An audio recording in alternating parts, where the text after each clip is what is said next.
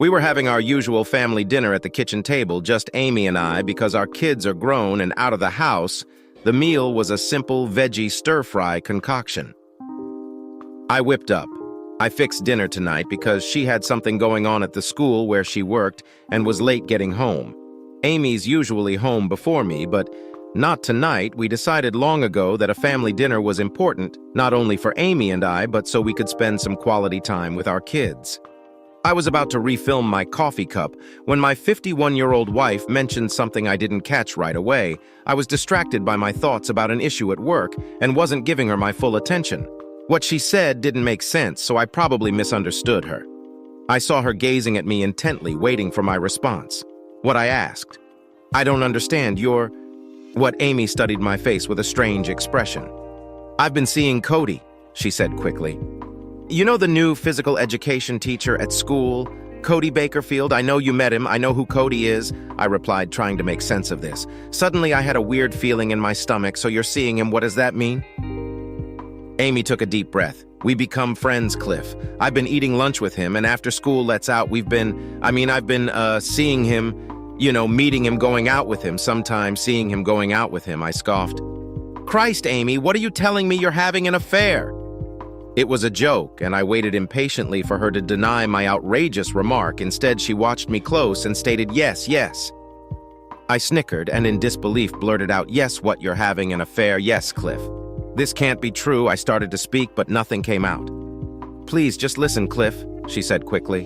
"I'm sure this is a shock, and I know what you're thinking, but it's not like that. It's not a bad thing, darling. Really, it's not. I just had to tell you about Cody because I do love and respect you. I always have respect. Me love me." I gasped. "How can you?" "It's true," she interrupted me. "You've always been my number one guy. Getting married to you was the best thing that ever happened to me. I love you and I'll never give you up.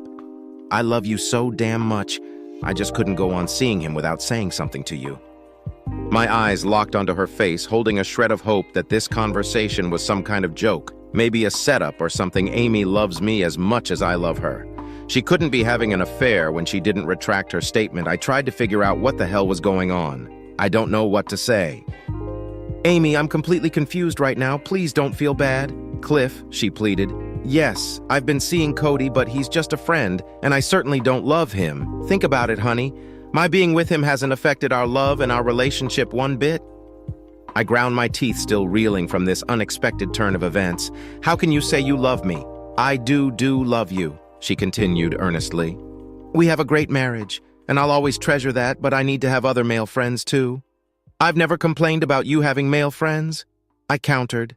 "I know that, and I appreciate it, and that's really all Cody is to me. I always love being with you, honey, but when I'm with Cody, it's different. He's a lot younger than us and thinks differently about things like this. I have to admit that sometimes he makes me feel like a teenager again. I haven't felt like this and stop."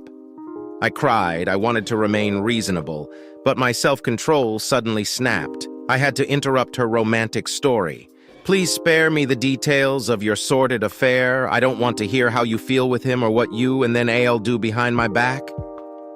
Amy saw the anger and spoke cautiously. "I'm sorry, honey. I know it's a sore subject right now, but I want to be truthful. Please don't hate me. Yes, I'm seeing Cody, but you don't have to worry about anyone knowing. We've been very discreet, so no one knows we both made." "Sure of that. I'm sure you never suspected anything, and no one else does either. That's supposed to make me feel better." "I guess not. I just wanted you to know we aren't disrespecting you in public, just in private." I thought to myself, please believe me, Cliff Cody will never take your place. He's just a fun young guy for me to hang around with for a while. A guy that gets something from me that you never missed. I'll always put you first in everything, and please believe that I never meant to hurt you. I just couldn't keep hiding it from you. Being with Cody is just a small favor. I need you to allow me. I was seething at her casual attitude. Heck, just a fun guy, a favor. She gives him something that I'll never miss. My face was flushed with anger, and my eyes glared at her. I tried to lash out verbally at her. You sorry, selfish conniving." I sputtered furiously before I could stop myself. I blurted out, "You damn cheating, cold-hearted. How could you, damn it?" She let me finish my rant and said, "I guess I deserve that. I couldn't take any more right now." I jumped up so fast the chair I was sitting in fell over backward. I spun around and marched angrily out of the room. My coffee was forgotten. Where are you going, Cliff? Amy cried. Don't go, please. I need a minute to process this. I snapped back at her. Give me a few minutes and I'll be back. I charged out the back door as she whimpered. Okay, my love. I stopped out onto the spacious deck in the back of our house, red-faced and breathing heavy in a affair she's cheating. I was furious at the disrespect she's showing me. I pounded the railing in frustration before trying to calm down. I'm usually pretty even-tempered. But tonight, listening to my wife's about her adultery, I was losing control for years. The ability to remain stoic and in control of my emotions has served me well as an accountant many times when speaking with a frantic client. My patient, cool-headed appraisal of their situation calmed them down and helped me figure a way out of their financial problem. Unfortunately, this was different because it was personal. I couldn't believe my middle-aged wife, we've been married over 20 years, and now she tells me she's in an affair with a young guy she works with. Yeah, I've met that a-hole. I thought he was just a friend of hers when I met him at some school function a while ago. Amy introduced him as a friendly acquaintance, and I stupidly believed her. Now I know different. My frazzled mind was spinning with disturbing images of what I had just heard. I took some deep breaths and tried to calm down. I had to think, and I couldn't do that if I was distraught. Bursting back into the kitchen, screaming at her would only turn our discussion into a bitter shouting match. Cursing her out might make me feel good at first, but in the long run it would be counterproductive. Screaming and yelling has never been my style anyway. If I know Amy yelling and cursing would just make my stubborn wife harden her position, it would give me no information to figure a way to get her to stop. No, I had to approach this issue using all of my faculties. I had to force myself to revert to my objective, unemotional accountant persona. I need information about her affair so I can objectively analyze the data. It took another 10 minutes for my blood pressure to slow down when my heart stopped racing and I was breathing normally again. I went back inside the house to confront my unfaithful wife. Amy was still at the kitchen table, fidgeting nervously with her coffee cup. She glanced up as I entered with a worried, tentative look on her face. She waited for me to sit back down and started to speak. I put up my hand to cut her off. Wait a second, let's start this over, I said in an even tone, needless to say, my love. I never expected this tonight. I have to say, Amy, I'm completely amazed and pretty upset right now. Oh, Cliff, you don't have to be. I put my hand up again to stop her again. Hold it. So what's your plan now? I guess you want me to forgive and forget. Is that it, Amy? You've been seeing a guy at work behind my back, and I'm supposed to just forgive you. Well, not exactly, she said, looking uneasy. I knew you'd be upset. I can't blame you for that. I just wanted you to know what was going on.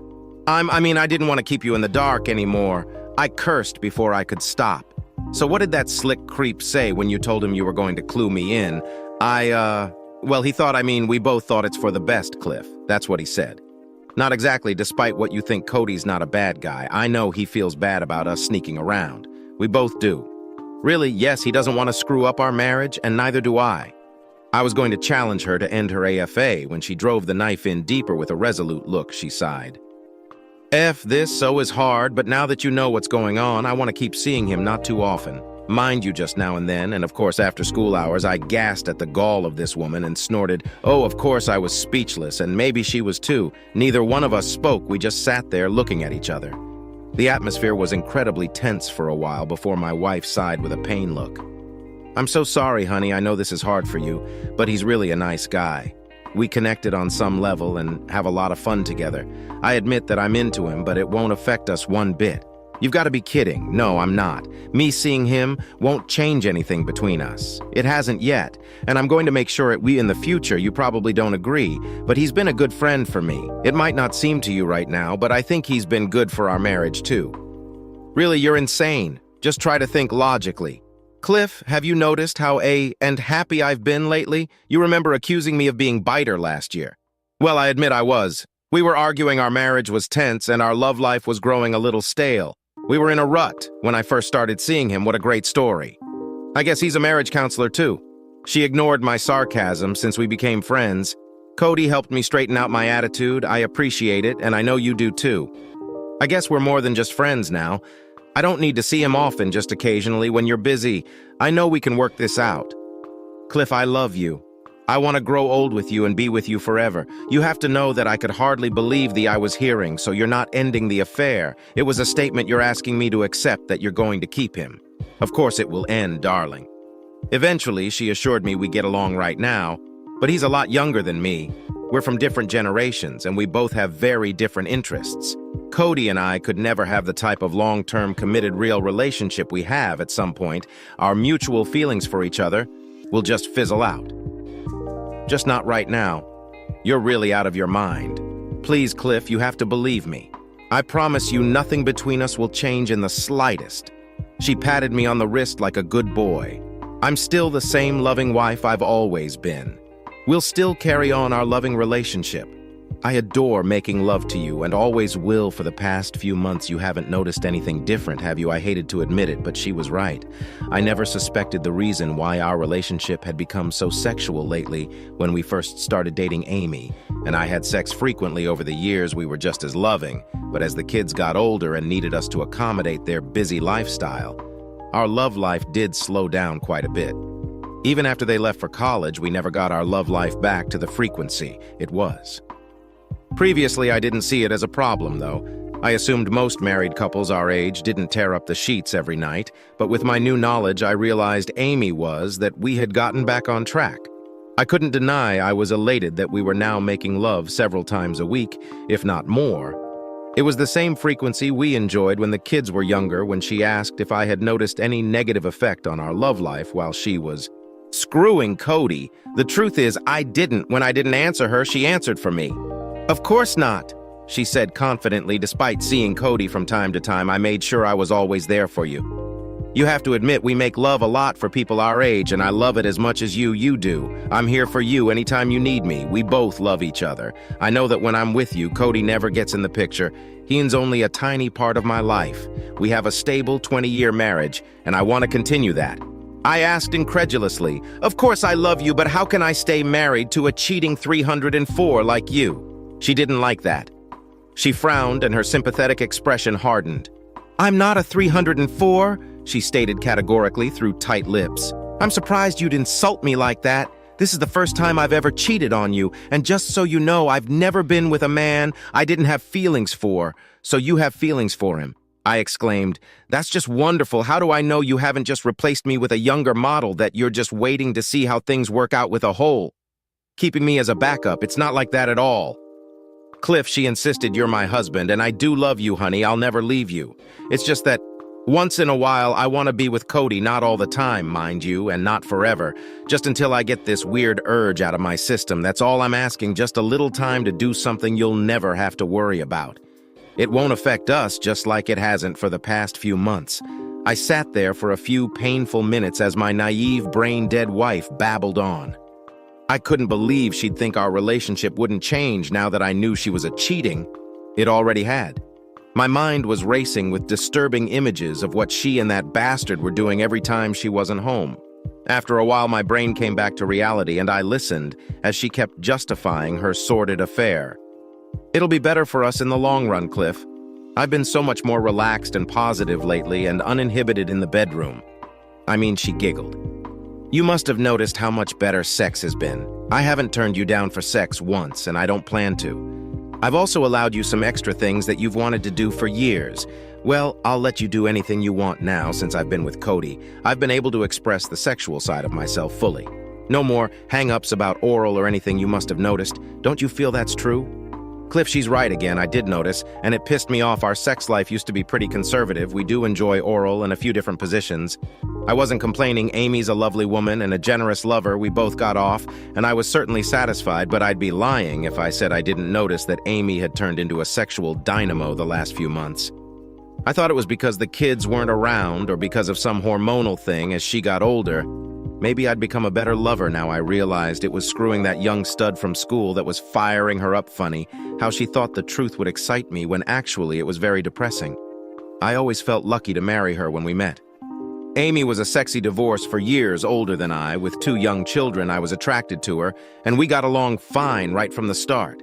It was her second marriage, and my first. I know I was happy to be in a relationship with such a charming, intelligent woman. My coworkers used to kid me about having an older wife. But I loved her and her kids and never worried that they weren't mine. Her first husband was a loser and a deadbeat dad.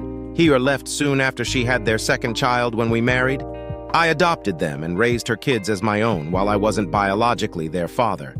I was the only dad they'd ever known. They both have grown to be respectable young people, and I'm proud of them now. After 20 blissful years of marriage, she dumps this on me. Say something, Cliff. She urged, studying my face. I know you're upset and you might feel hurt. I don't want you to. I want to help make this as easy as I can. I know you still care for me, and I know you have needs. Let me help you feel better, honey. You can always be my number one. She rose from her seat, flashed a suggestive smirk, and came to me swaying her hips in a manner that usually turned me on. Please don't worry about anything. I'm here for you. Let me know how to help you, baby. I'm sure we can think of something when she started to sit on my lap. I shoved her away. She gave me a hurt look, but didn't push it without warning. I got up and bolted from the room. It caught her by surprise, and she barely had time to call out, "Wait," before I was out the door and into the car. As I drove off, I saw her at the doorway with her hands covering her face. I had to get out before I did something I'd regret. It was 10 minutes before I realized I was just driving around in circles. I thought about doing the usual angry, bitter spouse thing, heading to a bar and getting shit-faced. There was a small local bar at the next corner, so I parked in front, went in and sat down. I ordered a beer. Just tried to clear my head. I decided to gather all the information tonight. Maybe it will help me with my future decision. Later, I drove back home with a purpose. When I came back in the door, Amy was talking on her cell phone. She looked surprised to see me and whispered urgently into her phone when she saw me enter the room. "I have to go," she whispered. "No, I can't, Hun's back by," but the tense look on her face. I suspect she was speaking to her boyfriend. It galled me, but I forced myself to remain calm and resolute. I needed to do what that smart bartender told me. I returned to my seat. The cold coffee cup was still there. Amy sat across from me with a serious look on her face. "Cliff," she started to say before I cut her off. "Hold it. Let me speak. I'm not sure I want to hear, but I think I have to know how your affair got started. I hope it will somehow help me deal with it." With a grim look, I asked her, "So how long, Amy? How long have you been forsaking our wedding vow?" Amy let out a sigh, right to the point. She must have thought not too long. She admitted, "We've been friends for a while. It didn't turn physical until a few months ago." She let me know how his words made her feel special and how it helped her explore her sexual feelings. She let out a deep breath, as if telling me this story was a big load off her mind. "So where do we go from here? I asked, you just admitted to lying and cheating on me for months. How do you think I feel my cheating wife is being screwed by some young stud not much older than our kids? And I never knew a thing. You expect me to congratulate you for being so clever? No, not at all, Cliff." She reached across the table and held my hand. I tensed up, but didn't pull away. No matter how devastated I was, I still loved her. "Please understand, I'm very ashamed for deceiving you." She said, "I hate the fact that I'll let you down. I know you never knew about Cody because we've been very discreet about our relationship. I didn't want you to know about us. I was so ashamed of what I was doing and nervous you'd suspect something." The first few times I came home after meeting him, I felt terrible and vowed it would never happen again. Cody was very supportive to my situation. He never pressured me to continue. He left it up to me. He was happy to just see me. Occasionally, we both agreed that we didn't want to mess up my marriage. I guess that changed. She held my hand tighter and watched to see how I was taking this, no matter how badly I behaved. "I know I love you. Cody's a good guy, and he'll be a great catch for a lucky girl someday, but he can never take your place." I told him all the time that we'd never be more than friends with benefits.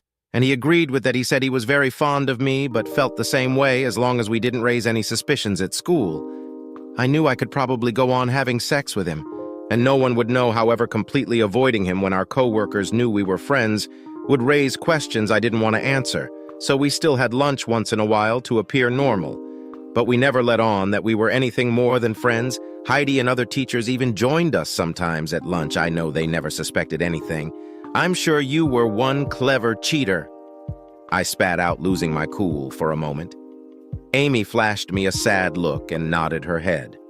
"Yeah, I was clever, all right. On the surface, I was a faithful wife with a great teaching job, lots of friends, and a good traditional marriage inside. I knew it was a lie. The problem I couldn't avoid was my conscience. I always considered myself an honest person and a good wife. My bad behavior undermined that image.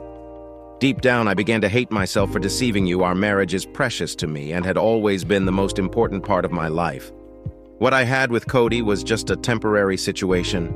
I do care about him, but my feelings toward him are just a shadow of what I feel for you. My lack of integrity began to bother me to the point where I was becoming jaded about my life. Despite how I'd handled things, I was losing my virtuous self-image. I have become someone I didn't like the answer to, that is, just to stop cheating. Yes, that's probably true. But I'm not sure I can right now with harsh honesty. Amy admitted I'd like to think I could just drop Cody, and things between us would just go back to normal, Cliff, but truthfully, I doubt that why I shot back. Unable to remain passive, you said yourself, "We happy together, we've raised 2 great kids and have gone through some of the hardest parts of married life. We both have great jobs and have built a life together with Martha and Robbie at college. We now have a chance to enjoy our time together in a way that we haven't been able to before.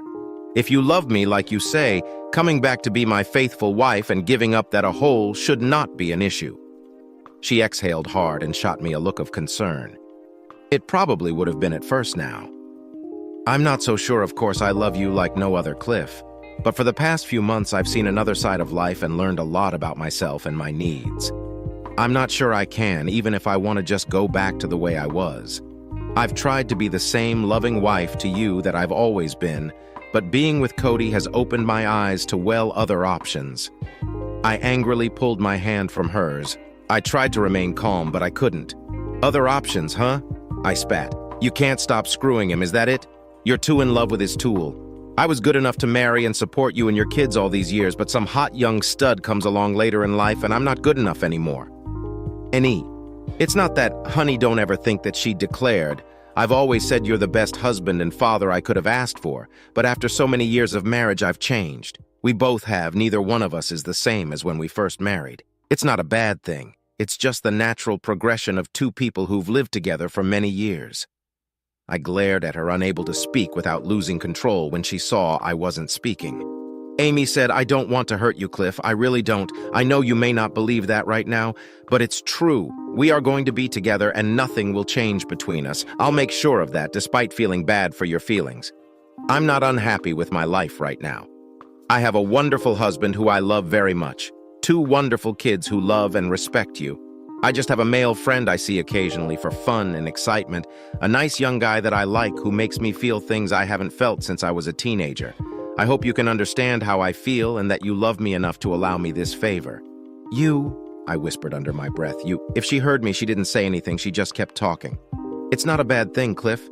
Just remember I'm always there for you. You can always count on me. But I'd like things to remain the way they are for a while longer, not forever, just until I finish exploring these new experiences. Then I'll end it with Cody and go back to being yours exclusively. That's what I want for us. Just give me a little time to settle down. I hope you can appreciate how honest I am. I don't want any more secrets if you allow me this liberty. I promise I'll make it up to you. You'll never want for anything, darling. I'll always be a good wife. No one will ever know about the tiny bit of time I spend away from you. Just give me a little support on this one issue and I'll reward you for the rest of your life." This conversation was worse by the minute when she first laid out her affair on me. I was caught off guard. We started our regular dinner time chat with me feeling great about my marriage in a few short minutes. I've gone from being a happy husband to a depressed cuckold. My formerly loving wife now has a lover who is younger and no doubt more viral than me. It took me a few minutes to regain my bearings. This was a lot to contend with. I thought I could convince her to listen to reason and end this affair. Now it was clear she had no intention of ending it. She just needed my cooperation to allow her to continue to explore her feelings. This was cheaters at the highest level. You've been lying for months. In fact, you're so good at lying, I never suspected anything. Now you admit to all the lies and the cheat and promise to keep me as your husband. But don't you see the problem with that now, that I know you've lied repeatedly, and not just to me, but to our kids, our friends, and everyone else? We know. How the hell can I ever trust you again? How do I know you're not just going to change your mind about Cody or some other hot guy you meet sometime in the future and replace me with a younger model? Amy snorted in frustration because she knew I had a point, and it hit the nail on the head. No matter what she said, she was now a verified liar. Nothing she said could be trusted. She looked back at me and her eyes were watery, like she wanted to dispute my claim, but knew I said the truth. I would never do that, and you know it. She finally told me, "You have a lot of nerve. I told her bitterly, acting all entitled and arrogant, throwing your adultery in my face. Why shouldn't I just get rid of you? I don't want a cheating wife. I never did. I should just divorce your sorry ass and be done with you if I thought those bitter words would sting. I was mistaken. MK's expression is softened, and she looked at me with unexpected compassion when she spoke. There was an edge to her tone she hadn't used before.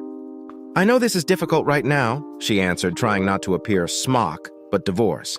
I doubt that would be in your best interest, Cliff. Why, at least I could keep my pride. Her look of pity was infuriating. A divorce would hurt me badly, and you too, honey. At least I wouldn't have to put up with your affair any longer. That may be true, she shrugged indifferently, but I don't think you'd be happy getting a divorce. Neither of us would. Her eyes locked onto my face in a sharper tone she explained to start with. As you know, we live in a no-fault state. I'll probably end up with half of everything, including the house, the savings, and our retirement fund. Because you adopted Martha and Robbie, you'll be required to contribute to their college education. There's also alimony. Since I don't make half what you do on my meager teacher salary, the court will expect you to support me in a reasonable manner. It could come to quite a tidy sum. I guess her and her young lover have this all worked out, so you'd clean me out in the divorce. It was a statement. I certainly don't want to. She informed me I'd never want to do that. I want to keep living with you and loving you the same as always. But if you left me in a divorce, you'd be on the hook for quite a bit of money, of course. I'd still be free to see Cody anytime I want, which I know would be uncomfortable for you. It's much better if we just keep on. Like we have been, we'll remain married and live our wonderful life. You'll still have me as your loving wife, and we can have great sex anytime you want. No one will ever know the difference. I'll always keep you my number one guy. Then, she added in a sympathetic tone, I'll always be grateful for your open-mindedness about this, and I'll give you anything you want. I just want some time with Cody. Not a lot, just a bit the rest of the time. I'll keep making you happy. I was happy before you laid the on me, I said bitterly. Now I know I'm just a stupid cuck for my faithless wife and that bastard you work with. It's not like that, Cliff. I began to walk away, and she called out, Wait, don't go, honey. We have to discuss this some more. Please, there's nothing to discuss. Amy, you've issued your ultimatum. Now I have to decide if I want to accept it. There's nothing for you to worry about, she cried. Nothing will change between us. You'll see, I don't want you to think about anything other than I love you so much for allowing me this freedom. I'll do anything to make you happy. Then end your affair right now. She took a frustrated breath, looked down, and whispered, I can't do that just yet, honey. I can't stop right now. It won't be for long. Though then there's nothing more to talk about. This conversation is over. I've heard all I can stand, you told me. How you feel, and nothing I say will convince you otherwise. At the same time, I'll never be able to believe anything you say again. I give up trying to talk ES to a liar and a cheat. I went into the den and turned on the TV. I didn't care what was on. I was still in a daze from the difficult conversation. I thought about going to a hotel and staying away without telling her. I was so angry, I wanted to hurt her the way she hurt me. But I knew leaving home and getting drunk was not my style. I guess I'm too rational or boring to do anything rash. I was numb and tired. It felt like a nightmare. How could she do this to me? I watched TV for another hour or so. There was a game on, but I couldn't tell you one thing about it. I heard my wife leave the kitchen at some point. The sliding glass doors opened and closed when she went out on the back deck. I guess she was calling someone and needed privacy. Probably the had boyfriend to let him know how our conversation went. She came in quite a while later and entered the den. I was on the recliner, so she couldn't sit next to me. She did move close and watch me for a while. Are you all right, Cliff? She asked sweetly. I know this was a lot to accept, honey, and I want to help you. I glanced over and saw her flash me a weird smile. You want to talk some more, or do you want to go to bed? She asked. You know, I'll do anything to make you feel better. I really want to. I was disgusted offering me sex to console my hurt feelings. Pity sex for your poor old husband. Probably at the suggestion of her boyfriend, sloppy seconds for the clueless dupe. How cliché, the whole idea pissed me off. I just ignored her offer and went upstairs to bed. I was furious with my wife and thought about sleeping in the guest room, but decided she was the one at fault, so why should I leave my room? I undressed in record time and jumped into bed a few minutes later. Amy entered the room. She saw I was already under the cover, so she went to our private bathroom and changed into a sexy nightgown she knew I liked. She turned off the light, slid under the covers without a word, and began sliding toward me. I now know she's a cheater and had no intention of putting my dick into her well-used hole. I turned on my side away from her, and she'd get the message. Instead, she moved closer, tried to spoon me, and reach for my cheek to turn me to her side. I pushed her hand away like the fool around honey, she whispered softly. Suddenly, an image appeared in my head.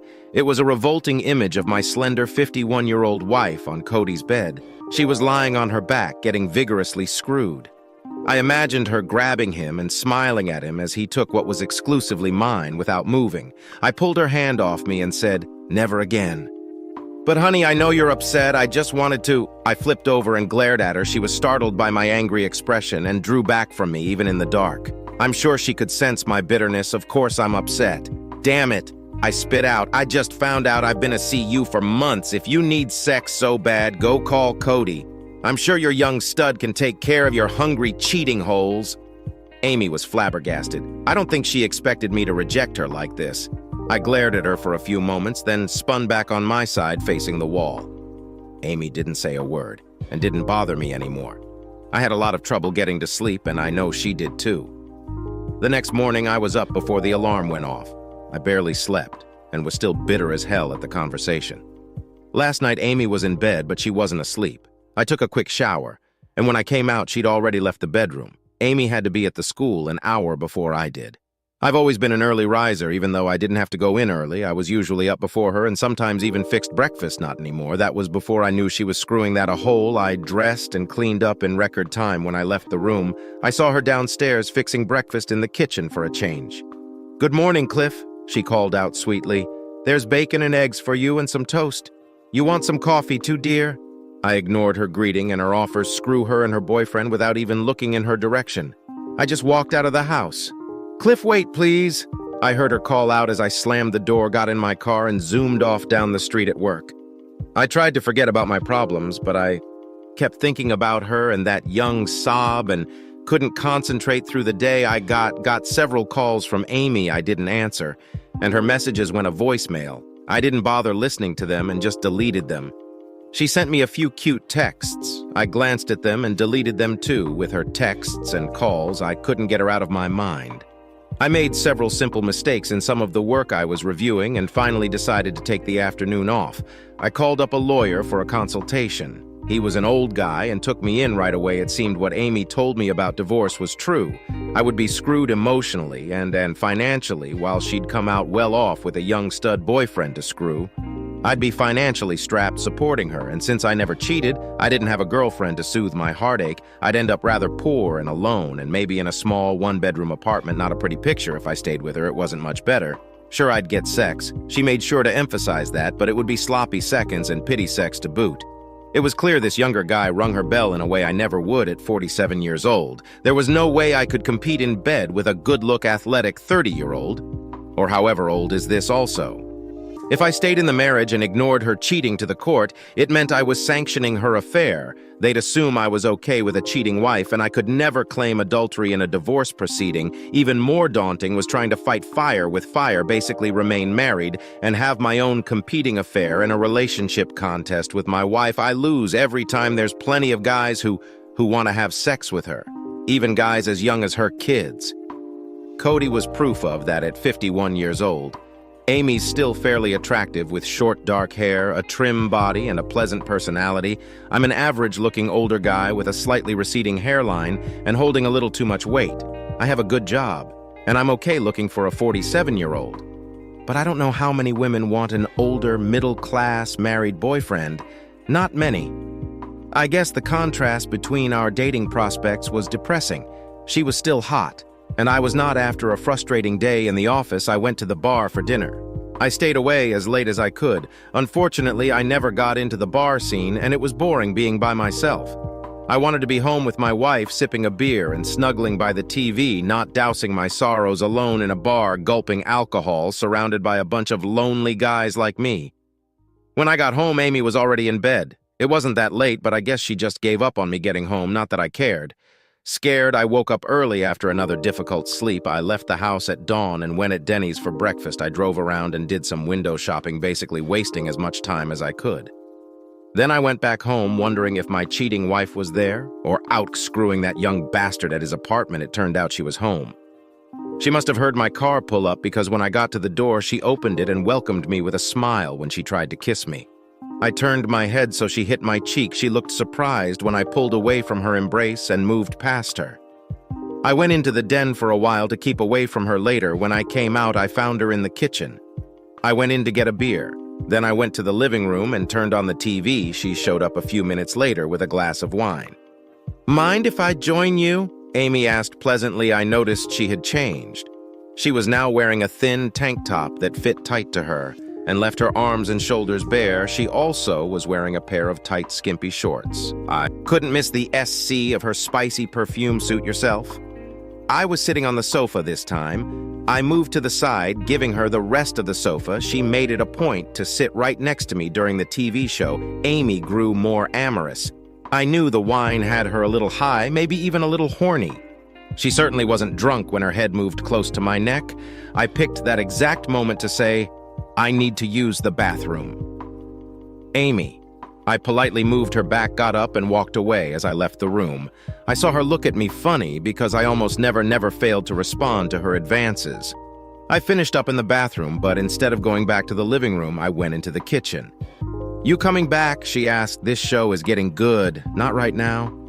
I purposely stayed in the kitchen for a while. When I thought it was long enough, I left the kitchen with a beer and went straight into the den, shutting the door behind me as expected. Amy opened the door a few minutes later. "What you doing?" she asked with a smile. "Just some stuff I need to get caught up on." "You don't want to watch the show better." "Not, oh, okay." She was still standing there as I kept my attention on the computer. When I didn't look at her, I could almost sense her frustration. I knew she was puzzled after such a nice dinner. I'm sure she hoped there'd be a thawing in the atmosphere. A minute or so later, I felt her hands on my shoulders. "What are looking at now?" she asked, glancing at the computer screen and pretending to show interest. I had pulled up some paperwork from an account I was working on. It was a complicated financial spreadsheet, so I knew she wouldn't know what it was. "I got kind of busy on Friday and didn't finish this." I told her I didn't think you'd mind if I missed the show. "Oh, of course not." I shivered when she began rubbing my neck. She knew I like having my head and neck rubbed, and she made the massage suggestive as she could. Her hands were moving around my neck, scratching my head a bit. I could smell the alcohol on her breath when she leaned down and kissed my head lovingly. I just ignored her. It took 10 more minutes for her to get the hint that I wasn't interested. Finally, she just walked away and went back to the living room. "Could you shut the door, please?" "Okay," she said as she pulled it closed behind her. I breathed a sigh of relief. After being my soul lover for so long, Amy still turns me on a lot. All that she was doing was designed to get me horny, and it was working, but I was determined to remain disinterested in her feminine charms. I had no intention of sharing them with another guy. It took me 3 hours to finish the work. When I went upstairs to bed, I found her asleep. She was wearing a very revealing nightie with matching panties. I guess he wanted to seduce me in that skimpy outfit. It sure would have doubled my appetite for sex. She planned to surprise me, but grew tired from the wine and fell asleep. Sunday morning, I got up before Amy and once again ignored her all day. On Monday, her car did not start, and I had to drop her to her school. She asked me to pick her as well later. During the day, I got half a dozen calls from Amy's school. I knew she was desperate to tell me that she'd get a ride home, no doubt from her boyfriend. I just ignored them. I made sure to leave work early and got to Amy's school before her last class let out. I waited for the kids to leave the room. When I showed up in her classroom, she was quite surprised and not too happy. "Hey, honey, ready to go home?" I chirped happily. She leveled a harsh glare at me. "I called you all day, Cliff. Why didn't you call me back?" "Sorry, I was pretty busy today. I wanted to tell you I've already arranged a ride home." "Oh, really? Well, no matter, I'm here now, so let's go." At that moment, an all-athletic guy with dark hair breezed into the room. He moved easily toward my wife like he expected her to come over and kiss him. Of course, I recognized him right away. It was her boyfriend, Cody. I'd seen him before, but I didn't take note of him that much. Then a few feet away, he looked even younger than I remember him, more like a college frat boy than an adult teacher. He had on sneakers, shorts, and a t-shirt which displayed his muscular arms and legs. He's an ass, but he was good-looking and did appear to be in great shape. I could see why Amy was attracted to him. Amy's eyes widened when he arrived. Cody looked a little confused. "Oh, Cody, She sputtered. I was just telling Cliff that she already has a ride home. I said, completing her sentence, I kept my cool because I knew there was a possibility he'd be there. He looked surprised to see me when he recognized me. He smiled annoyingly and glanced from me to my wife. "Oh, hello," he said, extending his hand. "I'm Cody Bakerfield." I ignored it and replied coolly, "Yeah, I know who you are, trying to diffuse the tension." Amy squeaked, "Cody, this is Cliff. My husband, I think you met him once?" The young man's confused expression softened a bit as he remembers me. "Oh, that's right. Yes, Cliff Wilson. I remember you. Nice to see you again." "I'm sure it is. I remember we met at Parents' Night a few months ago. I've heard a lot of good things about you from Amy. She holds you in high regard, not high enough." I guess I replied with an edge.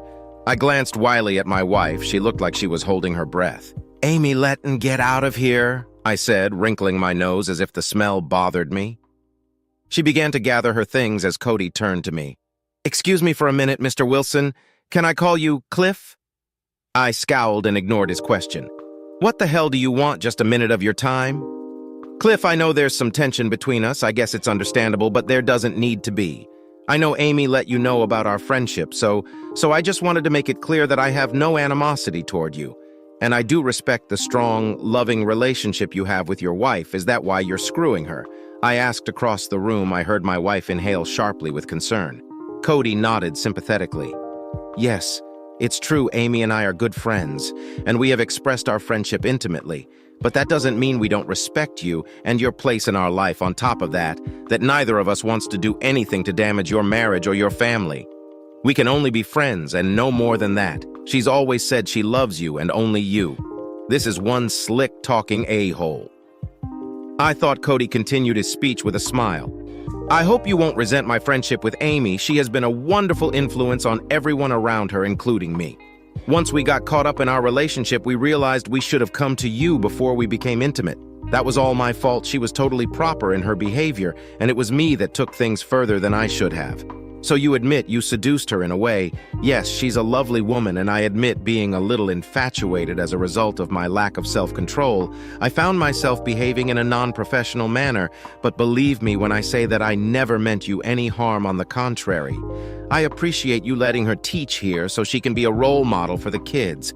Her friendship has meant a lot to me, and I'll value it for the rest of my life. That was some serious. I didn't know what to say. I glanced away from this idiot's face to my wife and saw her watching his performance in apt attention. Her eyes were sparkling as if impressed with her young lover's respectful viewpoint. "So if I asked you to quit screwing her, what would you say?" He shrugged and said, "I understand your concerns. I probably would feel the same as you, but as far as ending our friendship, I'd have to leave that decision up to her.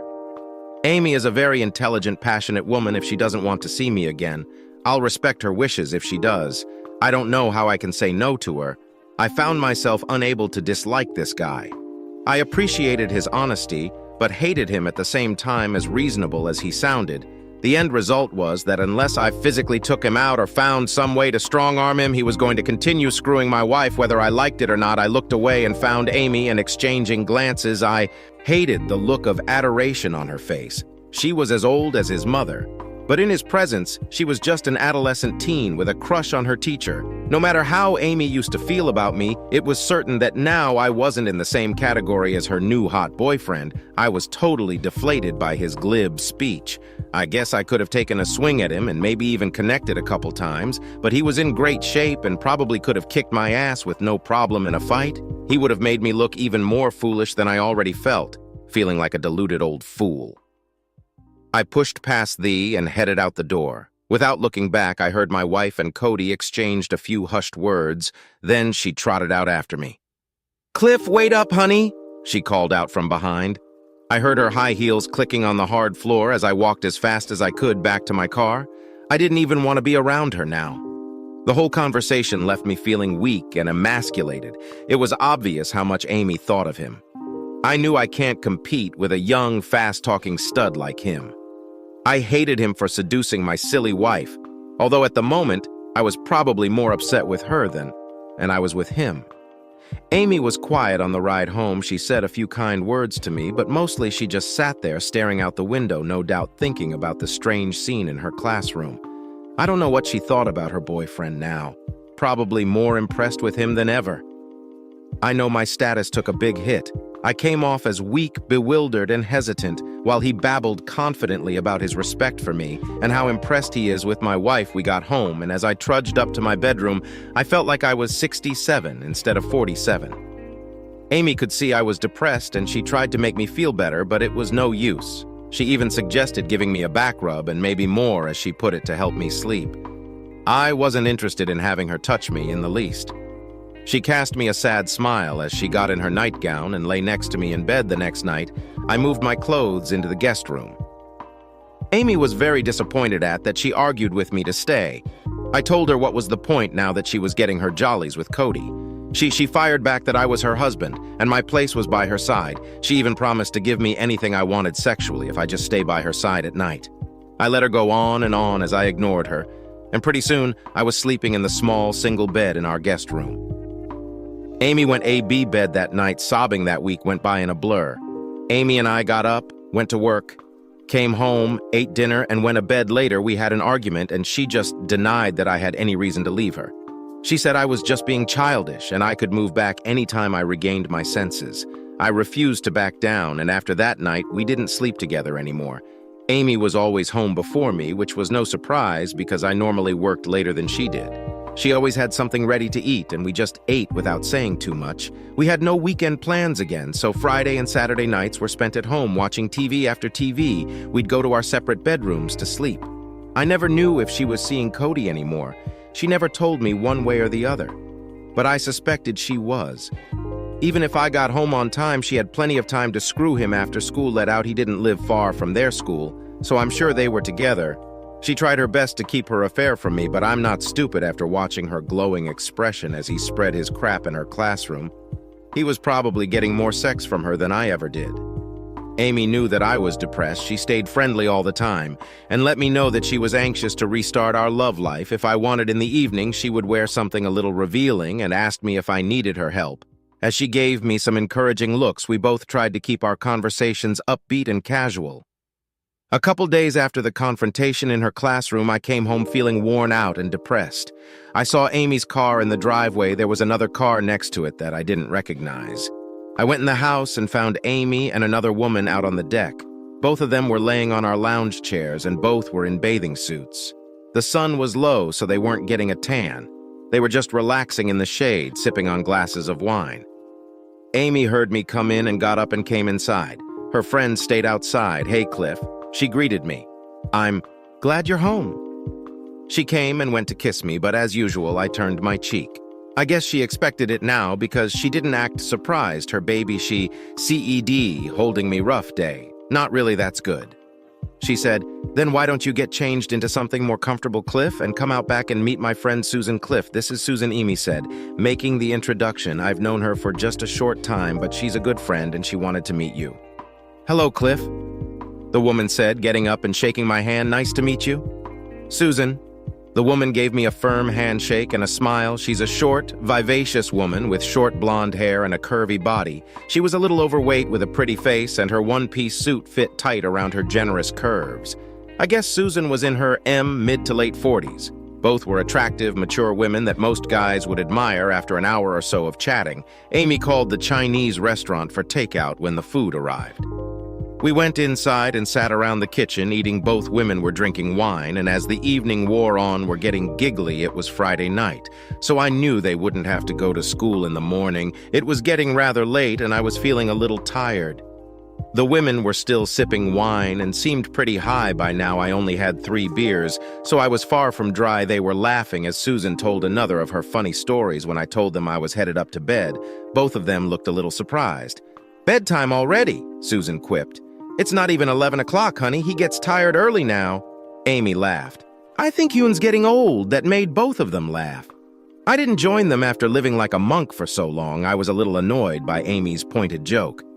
I guess she noticed my peeved expression and patted my hand. I got tired of listening to their crap. "Good night, you too," I said gruffly as I got up and laughed. That night I had an incredible sex dream of a woman with me.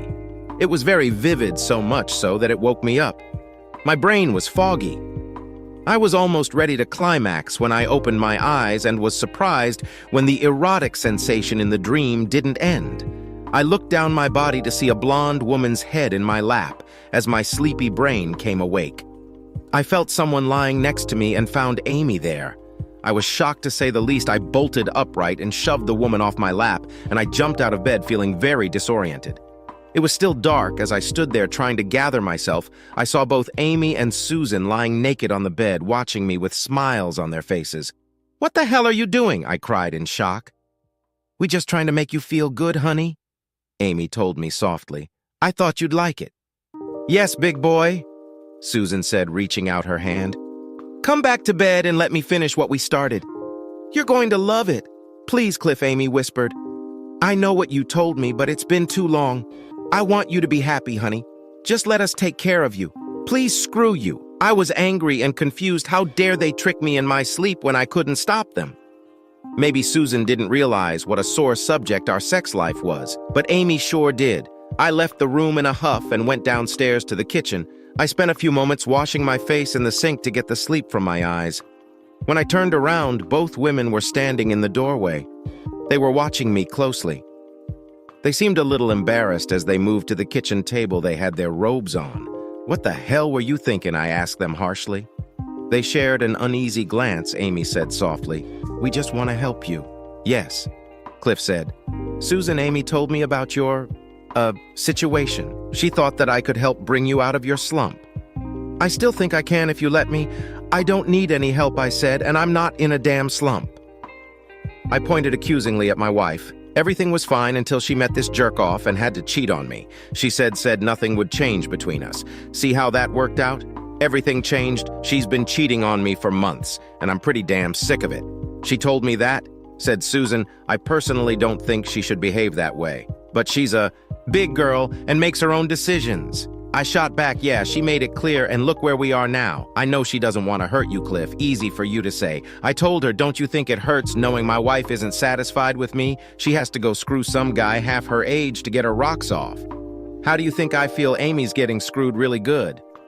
All right, her hot boyfriend's screwing her so good now she can't quit screwing him. She basically told me I have to live with it, like it or not. I'm stuck with her sorry ass." Amy cringed at my accusation. It's nothing I haven't said before, but maybe this is the first time Susan has heard it. She glanced over at my wife with a knowing look. Then she looked back at me. "I didn't mean any harm, sugar. We thought you might like to try both of us. I thought you'd enjoy it. I think most men would." "I'm not most men." I yelled at her. "I'm sick of her cheating. I hate cheaters. She knows that instead of ending her sleazy affair like she should, she wants me to cheat too. And when I won't, you both try to force me to cheat when I'm asleep. That's a low blow, Amy. Even for a 304 like you." Susan looked a little guilty, and Amic eyes lowered to the floor. "I just want to make you happy," my wife whispered with a catch in her voice. "I didn't think I thought you might like to have both of us. I know you don't want me, but Susan's a sexy woman. She wanted to be with us tonight. I thought it would be fun." "Well, screw that," I snapped. "What do you plan next, to drug me and put me into a trance where I'm out of my mind?" "Come on, Cliff, we didn't do anything that bad."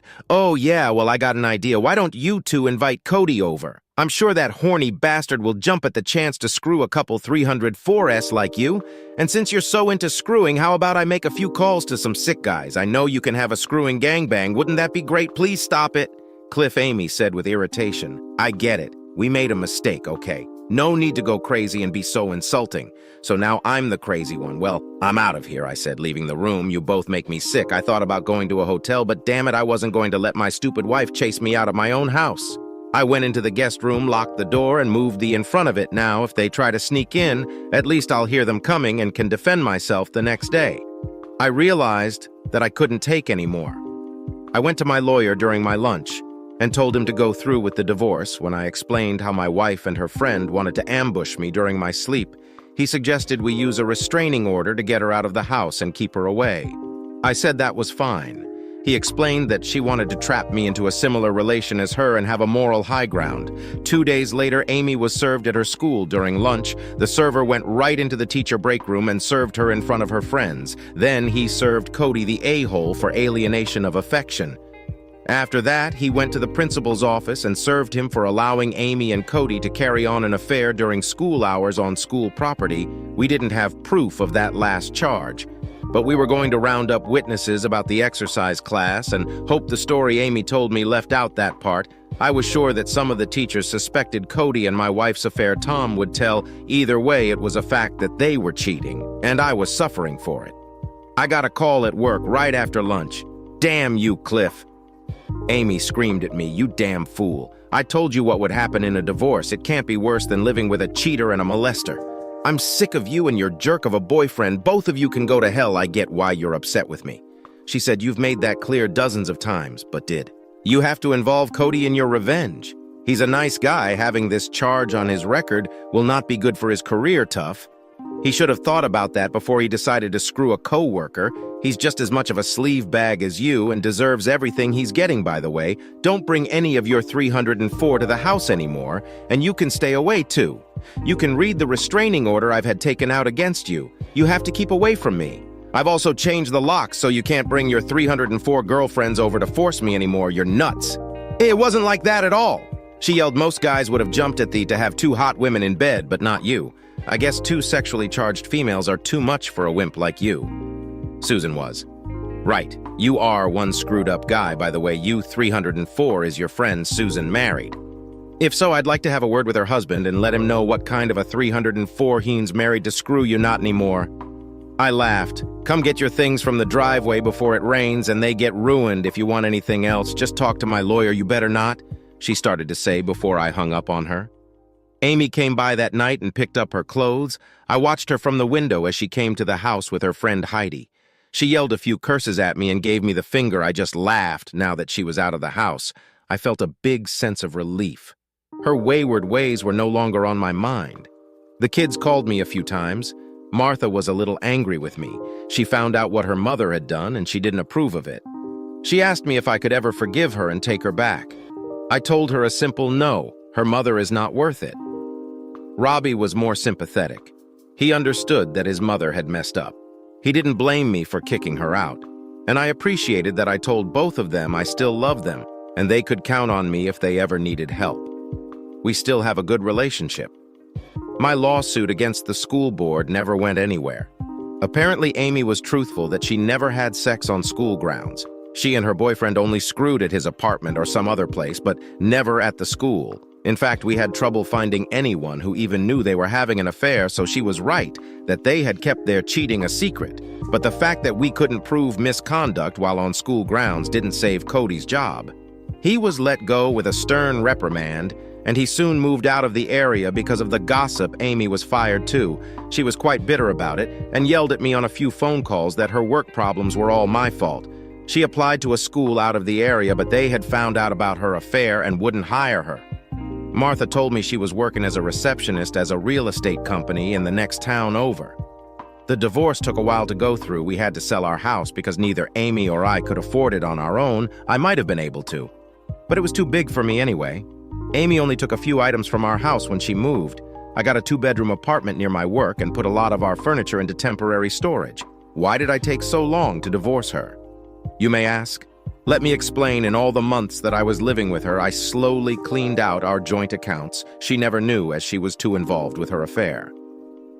After the divorce, I didn't date much. I was gunshot with women and money was tight with the kids' school bills and Amy's alimony.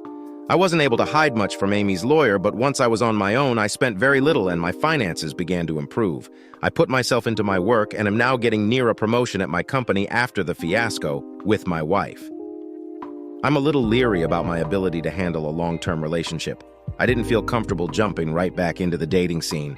I met a few nice ladies from concerned friends. I don't know how it will turn out, but even without a steady relationship, I do enjoy meeting women and hope to find some female companionship with a nice woman. One Friday night, I was out with an attractive woman I met from work. Her name is Stacy, and she's in her late 30s and has been divorced for a few years. She's sweet as can be, a lot of fun and good-looking. It was our third date, and we were across town enjoying our dinner. At a nice restaurant, we were having our coffee and dessert when I noticed a familiar-looking older woman a few tables away. The old woman was painfully thin with short blonde hair and was having dinner with a much older man. He was frail-looking, and what little hair he had left was gray.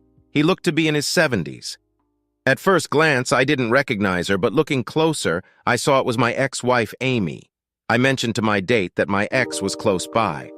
Stacy looked over and seemed rather shocked. "That woman's your ex-wife," she stated with amusement. "She looks more like your than your wife." I explained that she was a few years older than me, to be exact, and that she must be having a rough life. After we split up, I was a little worried how thin she was, almost too skinny. "Gosh," Stacy laughed. "She looks old enough to be your mother, and he looks like her father. I can hardly believe she was your wife." I tried to appear unaffected, but inside I was worried about Amy. She had on a sleeveless dress, and I could see the flesh on her arms was just flapping skin hanging off her bones. The wrinkles on her face that she had when we were together seemed to have deepened considerably. I didn't tell Stacy, but she looked very unhealthy. I hope she was taking care of herself. We didn't discuss her anymore.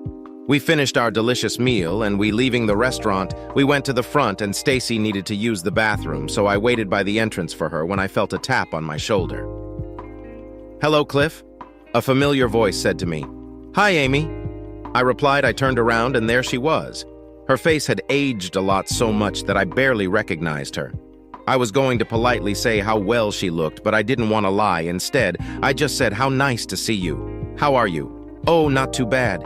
Her once sparkling blue eyes had DED, her face was thinner, and the skin looked ashen with an unhealthy pallor in her cheeks that was worrisome. "I speak to Martha and Robbie sometime. I told her they seem to be doing well in school." "I'm glad about that, yes. Martha comes and visits once in a while, Robbie not so much. We just stared at each other for a minute." "Well, Amy, I don't want to keep you from your date. He's not my date." "Not really," she replied vaguely. "Oh, are you still with Cody then?" I asked, innocently. A haunted look came into her dull blue eyes. Amy lowered her head for a moment before she spoke. "No, Cody and I aren't together anymore," she answered in a raspy voice. "I haven't seen him since a few months after our divorce." She looked up at me and added softly, "But that it's okay. I don't want to see him anyway. Sorry to hear that." Yeah, there was an awkward pause, and I wanted to end the conversation before Stacy returned. "Well, it was nice to see you again, Amy." "Yes, it is," she said, holding my gaze. Her skinny fingers suddenly grasped my arm in a surprisingly tight grip. "You know, Cliff, I'm really sorry how things turned out between us. You were right. I was. Yeah, about everything. Cody wasn't worth it. I know that now." She spoke with emotion. Her eyes were watery. "Are you married? I saw your date. She's real pretty." "No, I'm not married. You know what they say, once bitten, twice." "Shy, I meant it as a joke, but she didn't laugh. She just watched me with sad eyes." "Yeah, I hear that, honey. You always were the man for me." I knew it then, but was too stupid to appreciate it. "Oh, well, I don't know what to say," I replied, a bit tongue-tied. "Listen, Cliff, if you ever feel like talking about it," she said as she shoved a scrap of paper in my hand. Her wrinkled face watched me for my reaction. I didn't reject the paper, and for a moment her blue eyes sparkled again like they used to when I loved her. "I really would like to hear from you, Cliff. I know we can never be together. I know I messed that up, but I hope you're happy now. I know you weren't with me. Your date is real pretty. I just hope she appreciates the opportunity she has to be with you then." Without another word, Amy turned from me and shuffled back to her table. She said something to the old man. He glanced over at me with a curious look. "Stacy came out of the restroom about that time. You ready to go, Cliff?" "I sure am." We left arm in arm. I left the restaurant and threw the scrap of paper in the trash on my way out. That was the last time I saw Amy. I heard from her kids that she was living with some old guy a couple towns away.